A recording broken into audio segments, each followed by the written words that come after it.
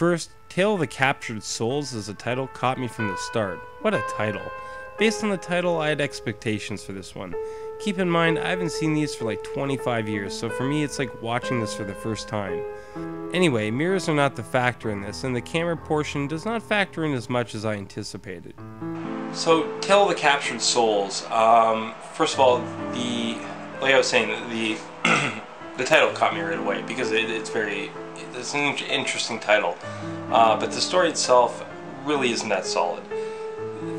There's a little period here where they kind of dipped in the series, and this is one of those stories.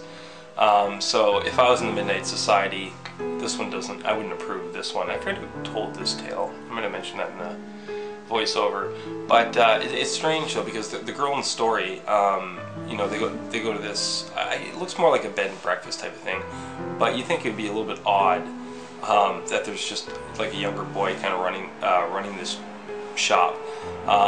Or bed and breakfast motel type of thing. It's kind of hard to explain. But as the episode keeps going, it becomes kind of strange, because her reactions really aren't appropriate or proportionate to what's going on. Like, I mean, these people are aging in front of her, and she's changing a bit too, and she knows what's going on, but she has such a lackadaisical response to everything. It's too calm.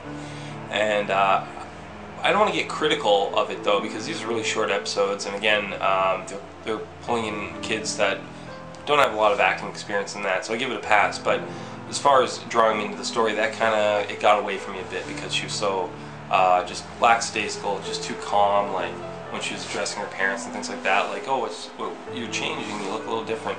Like, your parents did go from like their 40s to their like 70s in the course of a few days. So I would have expected the reactions to be much more dramatic and things like that, but it's fine. It worked out fine. It's just the craziest thing ever to happen, and the responses, her reactions, just a little bit off. But again, all these stories are fun, but this one dips just a little bit, I think. The production on this, at least in the bedroom, is better than some episodes so far, maybe except for the first one. And Pete's room is a bit of a trip. The idea that he retains his youth through stealing the images of others and regenerating through his machine is a little loose, and you really do have to fill in the gaps. It's a little flat again, but not a total waste of time. It's fun in the sense that Pete is the best character. He kind of looks like Carrot Top too. His dialogue is creepy, a bit cliche, but good. As with most of these episodes, a little moral advice is usually thrown in a subtle way, appreciating the time that you have as a youth while you have it.